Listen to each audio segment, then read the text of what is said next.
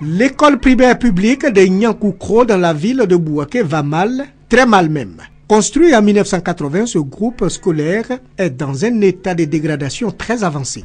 Sur les 14 salles de classe de cette école, 5 sont hors d'usage et les 9 autres fonctionnent dans des conditions difficiles. La toiture et des tables bancs sont presque inexistants.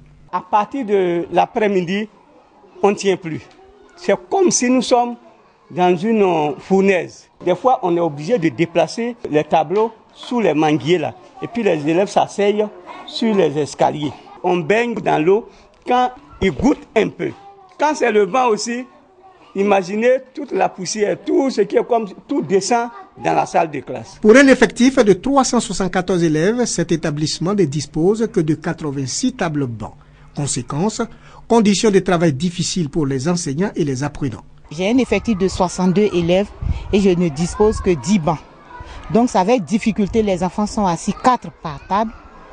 Pour recopier les leçons, ils ont des divans. Il y en a même qui sont à terre pour recopier les leçons. Pour la maternelle, une seule classe abrite les 3 niveaux. Cette situation oblige les responsables de cette école à trouver des solutions palliatives. On est obligé chaque matin soit de sortir sous les manguiers, de travailler avec les enfants parce qu'on a une seule classe pour question d'espace. L'état de cet établissement public déteint sur le rendement des élèves. On enregistre de nombreux cas d'abandon et des pratiques d'écoles buissonnières. Les enseignants et les responsables du quartier tournent leur regard vers l'État et les organismes internationaux pour la réhabilitation totale de l'école.